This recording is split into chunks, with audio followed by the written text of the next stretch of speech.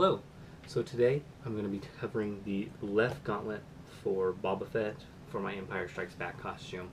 I got the templates from the Dinted helmet. I used Wizard of Flight's templates. Wizard of Flight's templates are set up for Return of the Jedi.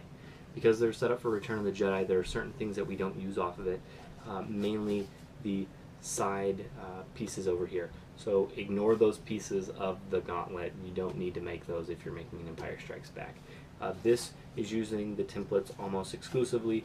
As you can see, it actually turns out very nice. There's a few little trimmings that I did on this portion of the gauntlet, so that way it sat flushly here.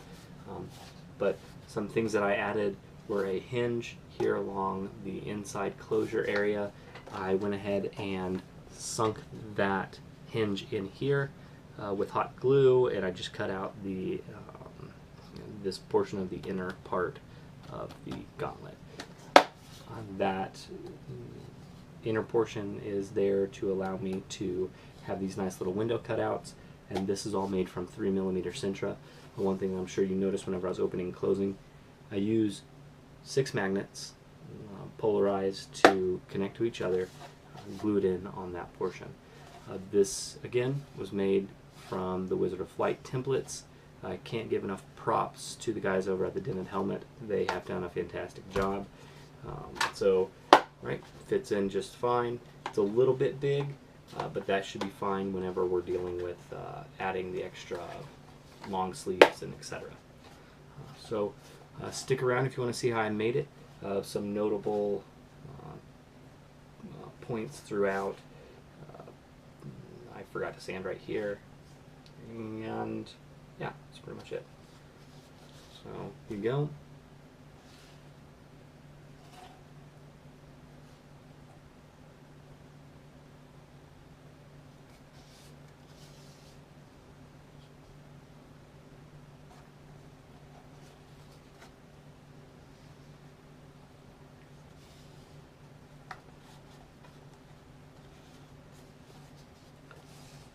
So if you like what you see, please subscribe. It should be down in your lower left-hand corner. There's a tiny little text box there. Thank you for your time, and I hope you enjoy. Every piece of armor starts with a template. Luckily, the Dinted helmet has some amazing templates on it. As you can see, I've just given props to the makers of that template. I've sped this up even more than my normal time lapses because really it's just me cutting out paper. And while I do it nice and slow, you can do it probably faster than I can. The next thing I do after I cut out all the templates is I tape it down to the Sintra, or expanded PVC foam. It took me a little while to do this today because I'm getting close to running out of my Sintra, and so I'm trying my very best to make for sure that I use all of my Sintra very wisely. So after I lay out all of the templates and I've taped them out, I go ahead and draw them onto the board so that way I can cut them out. And here we go.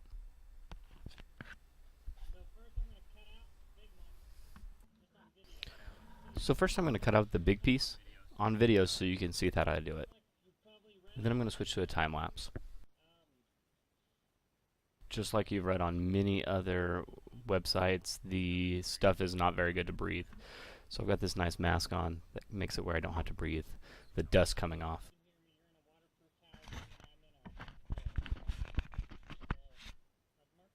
So I've voiced over here right now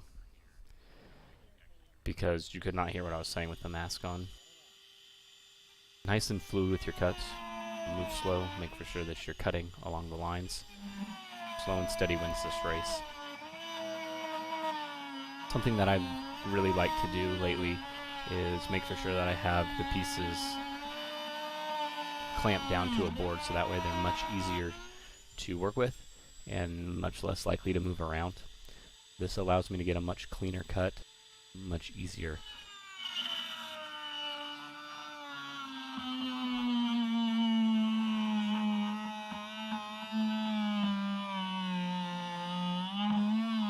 Again, if you look, you can see the dust that's actually starting to cover my fingers. It's a very dusty process.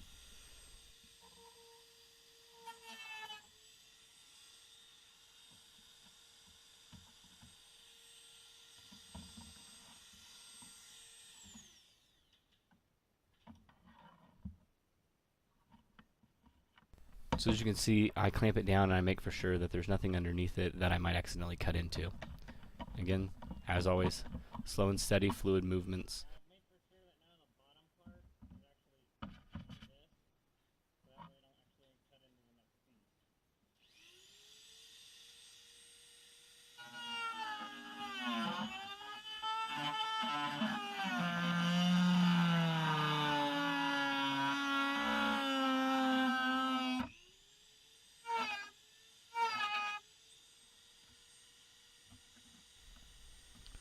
And that is one cut.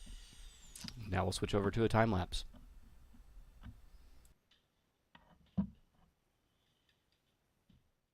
So time lapse of these cuts make it look a lot easier. It really actually wasn't that hard though. The left gauntlet actually had a lot of very straight lines on it, so it actually made it very easy to cut. The hardest parts were probably the radius turns for the upper part that has the rocket on it, but I just go through and I just cut. If you do have a turn, make for sure and just get as close as you can, but don't overdo it because you don't want to lose pieces of your sentra because you accidentally cut into a piece that you needed. This is a very quick and easy thing to do with Dremel. Once that's done, I try to get as close as I can to the overall finished product, and then I clean up the sides with an orbital sander. Not a hard process, just a little bit time consuming.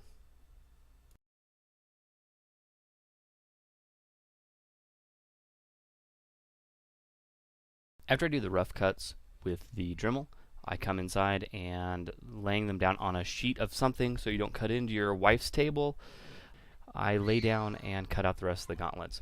The razor blades actually worked really well. They gave a very clean cut. This is the first time that I had used a sort of, I don't know, pen utility knife to cut the detail cuts, and it worked out well.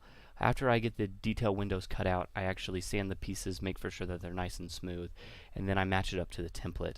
Once I've done that, I go ahead and glue the outer piece to the inner piece on the bottom of the gauntlet, and then let it sit out in the garage to dry so I don't have to smell the fumes. After that, I go ahead and start cleaning up all the edges on all of my other pieces. Again, please do not cut on the table. You will ruin it. Not saying that I did that. I'm just saying that it's a very high probability of happening, so don't do that.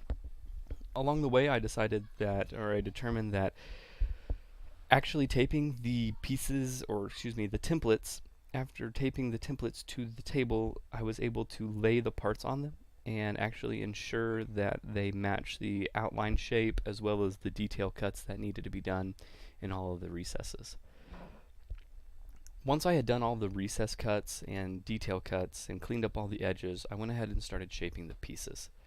This whole day honestly was a very long, tedious process, but the results speak for themselves in my opinion. It was a very good, the results speak for themselves. It was a very productive day. The hardest part was checking the source photos and really getting these pieces right. While the templates are amazing, sometimes it's almost difficult to see how they fit together. Some of the parts, such as the upper rocket part, I actually had to trim down and make for sure that they could all fit the way they were supposed to fit.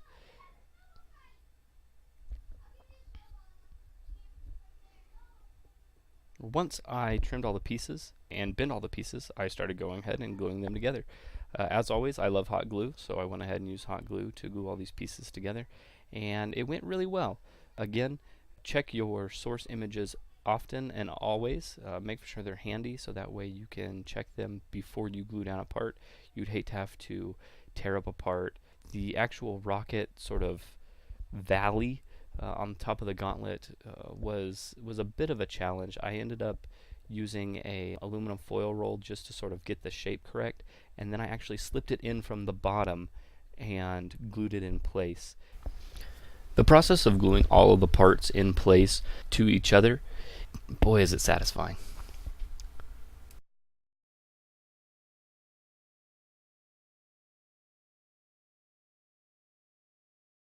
I don't show the about hour of trimming that I did to get rid of all the excess glue and shore up some of the edges to each other, but I do show this last little part of sanding as well as adding a back piece because the template doesn't show it. Most of the pictures I can find online have a little finishing piece on that back area. And then I start adding bondo.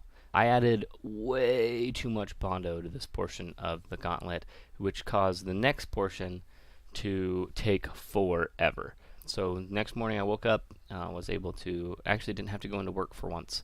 So went ahead and started sanding on the gauntlet. One of the things that you'll notice hopefully is that I set my watch down here so you can actually see how long and tedious this sanding process is. The point of sanding and all of this stuff is just, it really makes the gauntlet look well done and well finished. So I'm really happy with the way it turned out. I went ahead and put on one more coat of bondo, which you'll see here in a second. Once I put on that last coat of bondo, I did it much more sparingly and only spot applied it to little ridges that I had missed before. Oh my goodness. Do I dislike sanding? Yes. Yes, I do. This is really where your costume or piece can set itself apart from, decent looking ones to great looking ones. And honestly, I think I might be going for a decent looking costume just so I don't have to sand nearly as much. It is crazy. So on this one, my main point was to get the shapes outlined correctly, and just went over it with 500 grit and 1000 grit to finish it off. One thing that I decided I would do with the left gauntlet that I didn't do with the right gauntlet is from the get-go set up a template in which to bend against. The lower portion of the right gauntlet was a headache. In fact, I think I actually lost one of the videos where I went ahead and did the first attempt at bending the bottom portion of the gauntlet. It just did not turn out as well as I wanted it to. So with the left gauntlet, I decided that I would build a little jig based on a smallest to largest formation of the actual underside of the gauntlet. So once I set up my jig using just scraps of wood, I went ahead and laid it out, taped it down to the table so that way it would stay where it needed to stay, and then I started heating my part. I noticed after I started heating my part that my jig was actually a little bit too long, and whenever I went to bend it, I would not be able to properly bend it and still have it all fit underneath. So I ended up using it as a first template and then actually holding it and just reshaping and reshaping as necessary. It actually turned out really well. I'm very happy with the way this turned out. It was much easier to align compared to the right gauntlet, which was just a pain in the behind. One thing I was constantly doing was checking the source photos just to sort of see where the top portion of the gauntlet aligned with the bottom portion of the gauntlet. After I got it all shaped, I taped it together and showed it off. Took a few pictures just to see how it looked. Very, very happy with how it's turning out so far. So I haven't added a video portion to this in a little while. So as you can see, I've got the top done. And in the last little bit of video you saw me shaping the bottom piece, which actually turned out quite well, I think. So you have this, so you see how it sort of just sits right along there, and then this goes to this side. So now I'm going to do, hey Emma. So now what I'm going to do is I'm actually going to take this piece right here and I'm actually going to recess it out so I can sink this into it. So the cut was not very hard to make at all. Again, always draw out your template. I used the hinge itself to draw the template. Once I had done that, I cut it out, carefully cutting, and then I used hot glue to sink the part into it. And then I aligned the top half with the hinge and where it was supposed to open and close to, and I glued on the top hinge as well. After attaching a hinge, it created a gap both inwards as well as front to back on the two pieces, so I ended up having to bend the outer portion outward as well as trim a portion off of the lower piece. All of this was done to get the gauntlet to open and close flushly. Now what I'm working on is the actual magnet closure pieces for the gauntlet.